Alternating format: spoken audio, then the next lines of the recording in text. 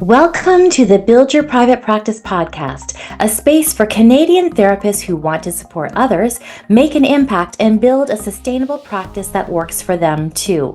I'm your host, Leanne Wood, a registered psychotherapist, group practice owner, and business mentor, and I'm here to help you build a private practice that allows you to keep doing the work you love without burning out.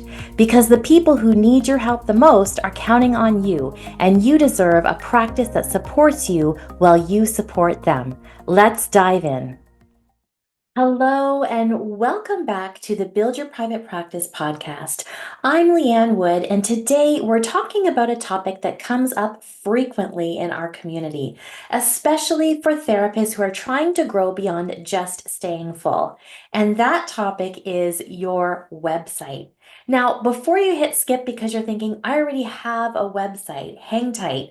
This is not going to be a tech tutorial, and I'm not going to be talking to you about fonts, plugins, or whether your colors are on brand. This episode is about something much deeper, the role your website plays in your practice. So let me start with a simple question. When was the last time you looked at your website, not to update your headshot, but to ask, is this site actually helping my practice grow? So many therapists I work with created a website when they launched their practice, checked it off the list, and then left it alone. It becomes a digital placeholder. But here's the truth. Your website is either quietly working for your practice or silently working against it. So today I want to shift how you think about your website because it's not just a digital business card.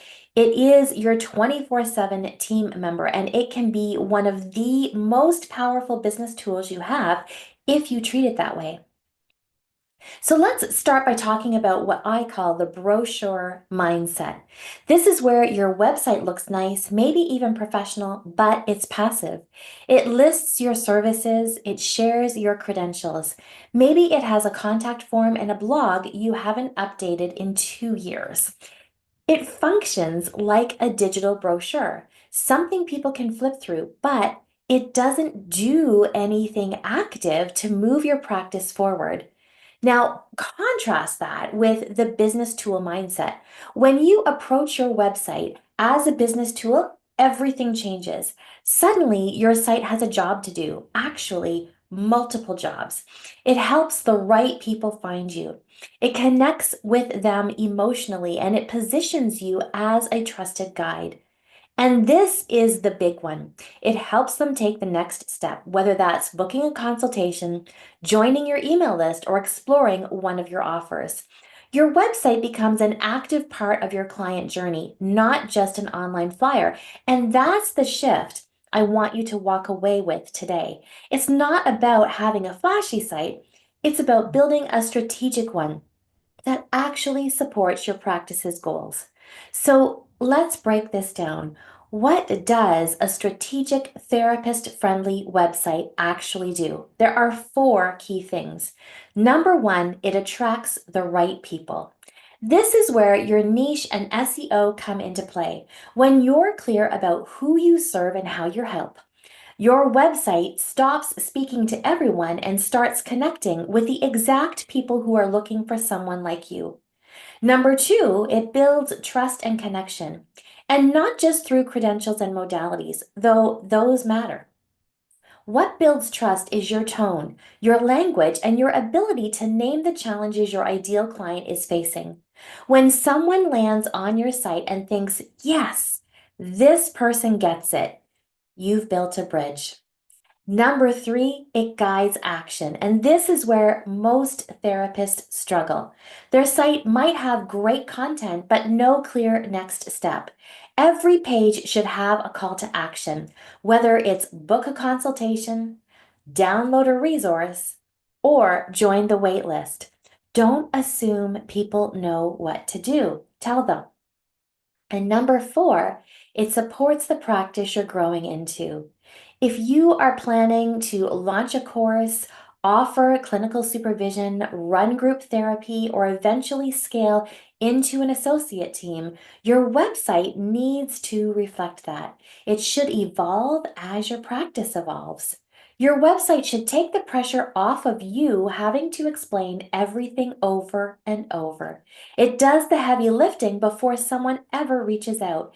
It helps filter the right clients in and give them the confidence to say, yes, I want to work with you. Now, let's talk about some signs that your website might not be doing its job. You're getting traffic, but very few inquiries. Or people email you with basic questions your site should have answered. Or you're constantly repeating your process on discovery calls because it's not clear online. Or your site still reflects who you were when you started your practice, not the practice you're building now. If any of this sounds familiar, know that you're not alone.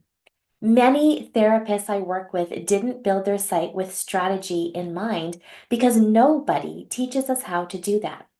We're taught to be good clinicians, not digital marketers. But once you make the shift, once you begin treating your website as a business asset, not just a design project, things start to move. The right clients find you, they connect faster, they're more ready to book, and it becomes a lot easier to grow without burning yourself out chasing every new lead manually. So I will leave you with this question. What role is your website currently playing in your practice? Is it an active tool that supports your goals, or is it a static page that's been collecting digital dust? This kind of strategic reflection is exactly what we work on inside the Build Your Private Practice programs, because whether you're just starting out in private practice or you're scaling to include things like clinical supervision, group work, or digital products, your website needs to support where you're going, not just where you've been. If this episode sparked something for you, keep listening. In the next episode, I'm diving into how your website needs to evolve when you're expanding beyond one-to-one work. And if you're in the thick of that transition right now, know that you are not alone. You don't have to figure it all out at once. But starting with your website, that's a powerful move. Thanks for being here, and I'll talk to you soon. Hi there. Today's episode is brought to you by Jane, a clinic management software and EMR. Now, we all know that choosing the right EMR can feel a bit overwhelming, especially when you're just starting out. You're trying to juggle both your practice needs and your budget, and that's not always the easiest combo. Well, that's why Jane came up with the new Balance Plan. It includes the essential features you need to keep things running smoothly in your practice without the extra stuff you don't. One-to-one telehealth, unlimited support, email reminders, and more are included no matter which plan you choose. So if you're looking for an EMR that helps you focus on your clients, not your costs, Jane is here for you, just like a part-time assistant. Plans start as low as $54 a month in Canada. Visit jane.app/pricing to learn more. And if you're ready to get started, use my code BYPP1MO at sign up for a 1-month grace period on your new account. Thanks so much for tuning in to the Build Your Private Practice podcast. If today's episode resonated with you, I'd love it if you'd subscribe, leave a review, or share it with a fellow Canadian therapist who needs this. And remember, the work you do matters. Keep showing up, keep holding space, and keep building a practice that works for you. If you're looking for practical tools or support to grow your practice with more clarity and confidence, head to buildyourprivatepractice.ca. There's lots waiting for you there. I'll see you next time.